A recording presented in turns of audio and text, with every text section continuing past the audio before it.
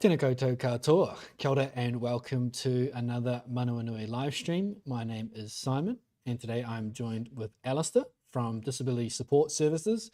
Today's topic, we are talking about the ongoing community consultation that is going through until the end of July.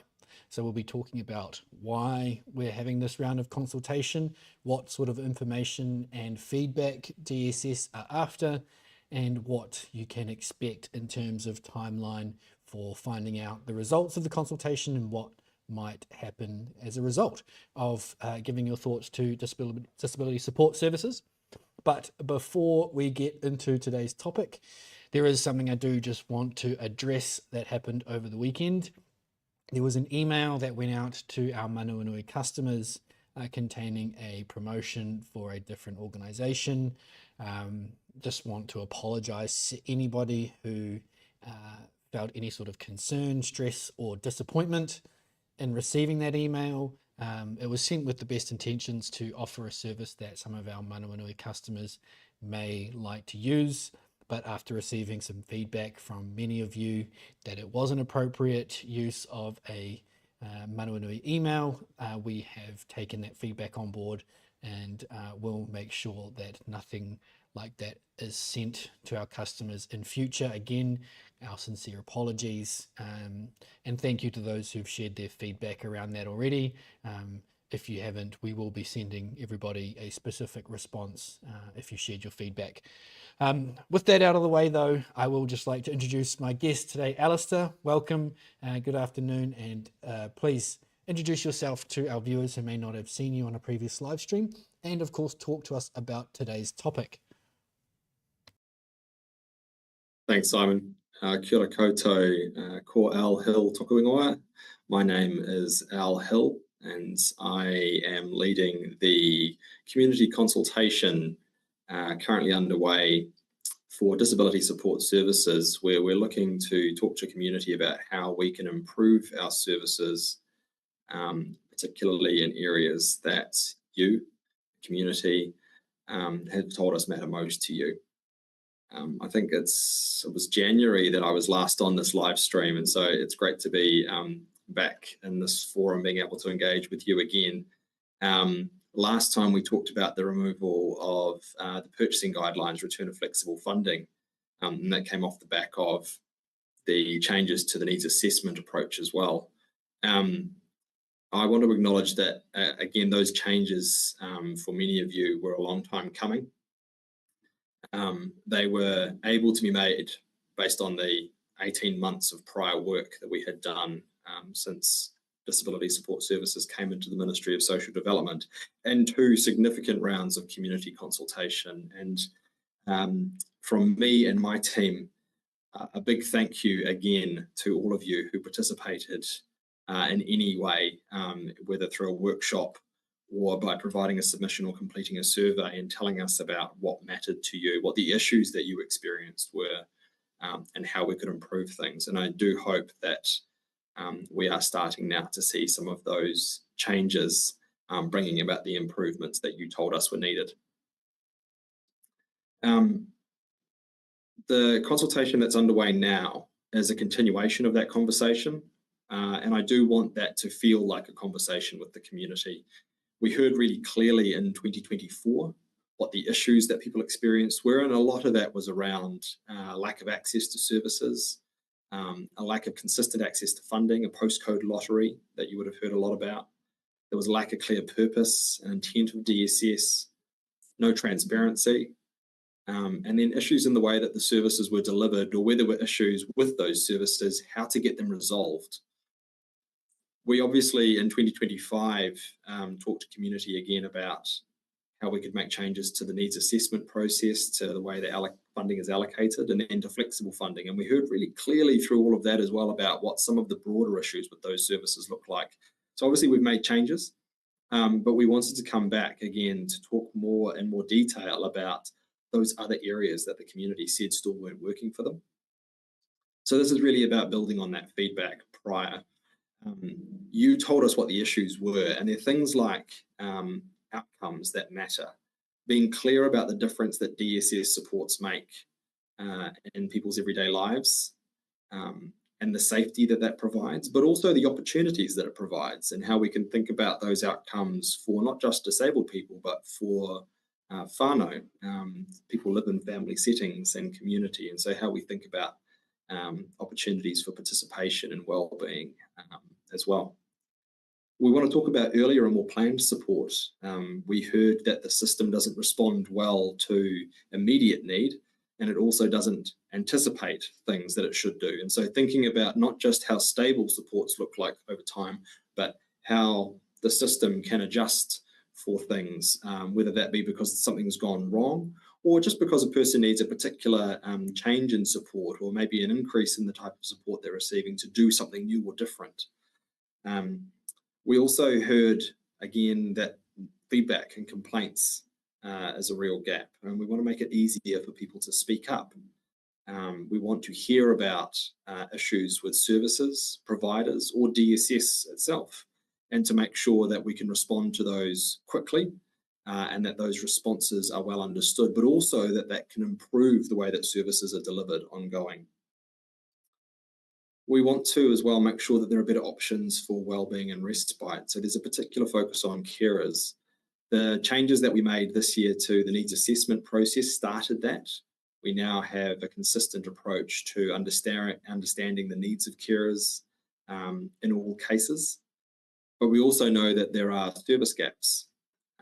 There are things that we could be doing to make care more sustainable, to create greater availability of respite and breaks, but also to think about well-being of carers as well. And so we really want to understand what that would look like and what good would look like for whānau and carers in that family setting. We also want to understand what more choice and control would look like, and particularly within commissioned services.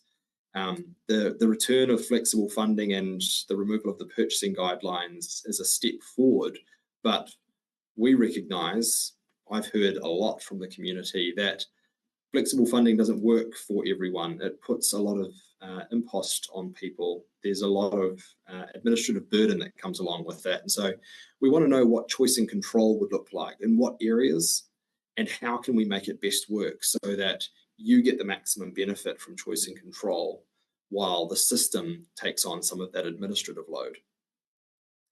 And lastly, we want to know about what improved information and advice would look like. We want to know how to make it easier to access information. We want to know how you want to receive that information and how to get the information, advice, or even support to navigate the system in a way that works for you. So we're interested to understand how you access it, but also where it's worked well, what has made it work well. And we've been hearing some really great stuff already through the consultation and the engagements that we've had through online workshops over the last few weeks. And again, I was really privileged to be out in the community last week in South Auckland, Central Auckland, and then in Hamilton as well, meeting with community and hearing directly from people about their experiences and their ideas about what would make things better for DSS. So that's been a real privilege, and there's more opportunities as well. So we'll be in the community again in a couple of weeks' time. We're taking a break for the face-to-face engagements just through school holidays. But from the 21st of July, Tuesday, 21 July, we'll be in Palmerston North. On Wednesday, the 22nd of July, we'll be in Lower Hutt. On Wednesday, the 29th of July, we'll be in Dunedin. And then up to Christchurch on Thursday, the 30th of July. So if you're in any of those locations or want to get to those locations on those days, it'd be great to see you there, to talk to you and hear your ideas. There's also lots of other ways that you can contribute. You can attend one of our online sessions. There's many of those running right through until the 31st of July. You can complete a survey online, and you can pick and choose what you choose to provide feedback on. You don't have to provide feedback on everything. Or you can send us a written or a recorded submission. And all the information's on the DSS website. If you go to that website, there's a banner up the top that takes you straight into all the different ways you can contribute, or you can find out a little bit more about what we're talking to the community about. Simon speaking. I just want to jump in there, Al, and just say I have put a link to those meeting details and other ways to get involved in the consultation workshops as well. So use that link afterwards. Are you happy to take a couple questions now? Absolutely. So wonderful. So Karen has a question here. She said, can Al let us know whether family carers will be able to be paid via individualized funding after the carers package, the carer support package is introduced? We find using IF to pay for a family carer when availability of outside carers aren't available is helpful. We live rurally and need carers with ability to administer oxygen, etc. So carers can be difficult to find. Is there anything you can discuss around the carer support package and what that might mean for IF users? Thanks, Simon. Alastair speaking again. Thanks for the question, Karen. Maybe if I touch a little bit on the interface between the consultation and then the carer support package and other things that are happening in the community at the moment. Obviously, there has been oral submissions heard on the bill, the DSS bill recently, and that's got to go through a select committee process. It's a parliamentary process that we need to now let the select committee make its recommendations. And obviously there was a key part of the feedback that was heard there was around paid family care. The government, Minister Upston, Minister for Disability Issues, have said that as part of the work to respond to the paid family care cases, that she's asked for work to be done on the development of a carer support package. And that recognises that, again, as we've heard, care does need to be sustainable. There needs to be recognition for the care that family carers provide. And that goes to both financial recognition, but also to the practical supports that are available for people. And that gets to some of the exact circumstances you're talking about there, Karen. The particularities of the type of care, the level of support and knowledge of circumstances that needs to be accounted for, but also the availability of other options in particular communities. The first thing that I'd say is the process for engagement on the carer support package hasn't started yet. There will be a separate process for all of that. We are, though, feeding in what we hear through this current community consultation around the carer respite and wellbeing into that process as well. So that forms a part of that package development. And then the last point to make would be that at the moment and immediately following consultation or even the progress of the bill in whatever form, nothing changes for the way that people access their supports right now. So if you use individualised funding in the way that you've described, you can continue to do that. The idea of the carers package is that it will try to understand what that certainty, frequency, regularity of support might look like and how we can better provide for that going forward. So it's more about thinking about the mechanisms rather than anything that would take anything away. And then the Minister, I think, has been quite clear on that as well. None of this is about changing eligibility or looking to remove any supports from anyone at all. So I can give you that reassurance. Simon speaking. Thank you very much, Alastair. So everything you've just said obviously makes it really clear why it's important to get involved and have their say. So last time there was a community consultation, we saw that maybe, I think it was a few months afterwards, there was some preliminary findings released before the full impact of the consultation was announced in terms of, the flexible funding guideline changes and the new needs assessment process. Following this current consultation, is there a sort of penciled in timeline for when people can expect to hear any outcomes from this process? Thanks, Simon. Alastair speaking again. Yeah, absolutely. The current consultation runs through until 31 July. After that, we need to do some analysis like we did last time to make sure we've understood what people have heard, and we're at the moment recording all of the conversations and feedback that we get so that we can do exactly that and make sure that we've got the clear themes identified. We'll be able to provide some feedback, I think, by about mid-August on sort of high-level stuff, and I'm happy to talk to the community about those things and send some sort of early signals through the provider newsletters and community updates. And if you haven't subscribed to those on the DSS website, I encourage you to do that. We'll be looking then by the end of August to have all of our analysis done, at which point it's just a matter of going through all the usual sign-offs and those kinds of things you have to do. And we'll make sure that we've got information available in alternate formats and translations as well, just like last time. That'll all be posted on the DSS website. So I'd expect all of that detailed summary to be available probably early mid-September at the latest.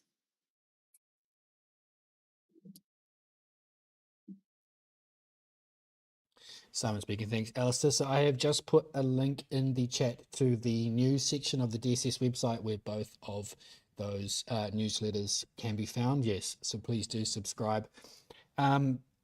Just looking through some of the comments that have come through, and I just want to mention, even though Alastair's touched on it, we aren't going to spend a lot of time debating the content of the bill. Like Alastair already said, it's going through its process, and everybody hopefully has already put in their own submissions and shared their thoughts. And like we said, we just need to wait now for the committee to make their recommendations for the bill. So if you see me kind of pass over your comment, please know that it's not that I'm ignoring it. I just want to keep it on topic to the consultation. A comment here from Diane that's asking for your thoughts, Alastair. She says, in the demographic section of the survey, initially that intellectual disability was omitted. When this was pointed out, learning disability as in Down syndrome was included, but not intellectual disability. An ID and LD are distinctly different and not interchangeable. People first may prefer to use learning disability, but it is inaccurate and, in my opinion, diminishes the challenges a lot of people with an intellectual disability live with every day. And would love your thoughts on that, please. Yeah. Thanks, Simon. Al here, and thanks, Diane. I have actually seen you'd provided us with some feedback on this previously. Look, the first thing I'd acknowledge is that we make the demographic determinations or distinctions with advice. We accept that there are different interpretations and different views and preferences with all of that as well. So look, it's not been done in a way to try and diminish or not recognise any part of the community, particularly the intellectual disability community is a part of the the people that we serve and support, who we really want to hear from. And so I absolutely would encourage if people are able to contribute, or if you're supporting someone in that circumstance, it would be great to hear your perspectives on the consultation itself. But look, absolutely hear what you're saying, Diane, and to the extent that we've gone through and had a look at our website and made sure that we've got the right, as we understand it, terminology, we absolutely have done that. We do hear that feedback and take on board those kinds of considerations. Simon speaking. Thanks, Alastair. This is sort of for my own curiosity, but in terms of the process of developing legislation like the Disability Support Services Bill, how closely is the Disability Support Services Department of MSD involved in that, or is that handled within the sort of MP, party space, or is that policy and legislation developed alongside your team at DSS? Yeah, this is a roles and responsibilities thing, right? So legislation or a bill like this, a government bill, is the minister's. As a government department, as a ministry, our job is to support the minister in developing that legislation. So DSS is essentially the organisation that provides advice, drafting, the cabinet papers that support the minister to then take that through a government process. Once the bill's been drafted, it then needs to go through a select committee process, which the select committee determines. That's a parliamentary process, not government. And that's why you will have seen a little bit of distance between even the minister and the bill through that process. We need to respect the role that Parliament has. Parliament is for the people.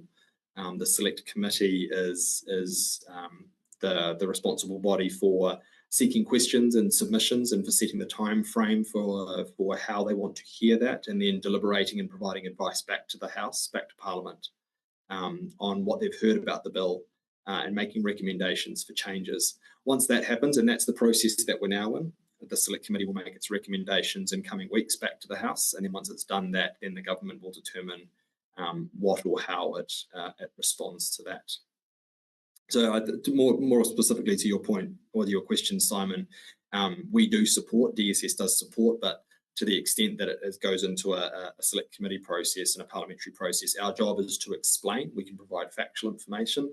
And again, you'll see some of that up on the DSS website at the moment, setting out what the bill proposes, what it does not do. Our job, it is the minister's job to defend or make changes or to determine how that then progresses at that next stage. Simon speaking. Thank you very much, Al. Another question here from Karen. This is a great one. We didn't actually mention this before we jumped on to cover it, so thank you for reminding us. But Karen's asked, when will the disability community be advised of the new individualised funding unit rates that have been agreed to have an uplift? Alastair speaking. Yeah, fantastic. So useful to point out, disability support services, this isn't a consistent process across all parts of government. Everyone does it in different ways, which that's a conversation for another day. But disability support services every year looks at the funding that we have available in the contracts and services that we commission, fund, provide, and we make determinations about rate uplifts. And so we have just made decisions on that for the now current financial year. For most of our services, contracts were lifted by about 3.3%, which reflects, rising costs of services and everything. The universe is expanding. Everything's getting more expensive. But when we do that as well, we flow that through into the individualised funding rates. And so a similar rate uplift has gone through into individualised funding. Particularly, I think, for those that are done through block rates or packet rates. Carer support, for example, has gone from $80 to $83, from $80 to $83. And I know that there've been previous uplifts and then a period where that hadn't happened. So that similar sort of a little over 3% rate that actually has gone through into the carer support rate, which is now $83. Simon speaking. Thanks, Al. So yes, the IF rate, which is Home and Community Support Services, but I'm assuming there's a similar uplift for individualised funding respite, but of course the unit rate stays at a nice clean $10, and I'm assuming people's units will receive the percentage increase. Yeah, I believe that's right, Simon. Yeah, you're getting a lot beyond my level of technical knowledge here, but that's right. We essentially look at the package rates that people have and run that through as well, so that it reflects that increased value. Simon speaking. Thanks, Al. Yeah, so for those who have been following along, it has been only very recently confirmed. So Manawanui is still working through how and when we will reflect those changes, but you can rest assured that at some time in the near future, there will be a change to the funding balance you see in the portal to reflect those updates. This question, feel free to defer to either the minister or whoever, or maybe yourselves, you need to take this away to answer it properly. But a lot of people have pointed out that within the legislation, there's the concern around the wording that puts the primary responsibility of a disabled person on their family. Now, that obviously has created a bit of concern, but I'm wondering if you want to take this question away and provide what the intention of that clause is, because that's something that would, I'm sure, provide a little bit of assurance to people who are worried what that actually might mean in practicality. Yeah, thanks, Simon. Alastair speaking. This is going to be one of those questions where I can only go so far, sorry.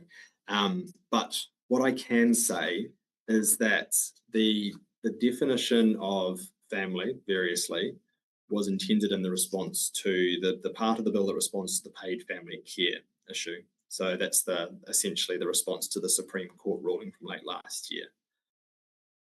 It's, look, first thing, really concerning from my perspective to see and hear that people have been concerned that somehow suddenly I have heard, for example, that people are going to have to expend all of their family financial resources before they could get support. That is not the case. So to the extent that post-select committee, the government government may choose to respond to those through changes or clarifications or whatever. I can't comment on that. But what I can say is that the bill does not change eligibility or your supports or access to supports, your financial supports.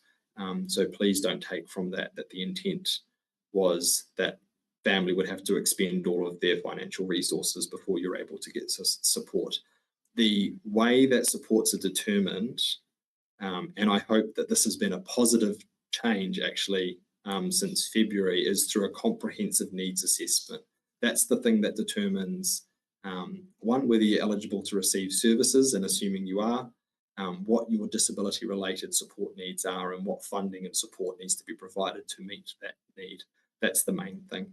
And the new assessment, what it does do is it looks at things like your care situation, your personal and family circumstances, and says, to the extent that care is available to you or support is available to you, what is your support network, and what would make that support network more available to you if that's possible. So that's the intent of the needs assessment, and that's what will drive the funding and then the support that can be provided. Simon speaking. Thank you, Al. That's definitely made it a lot clearer in my mind. Just looking through some of the comments that have come through here, a lot of people asking questions around,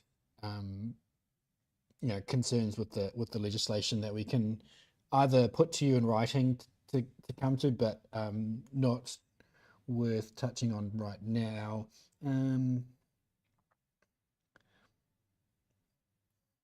Just looking through the comments.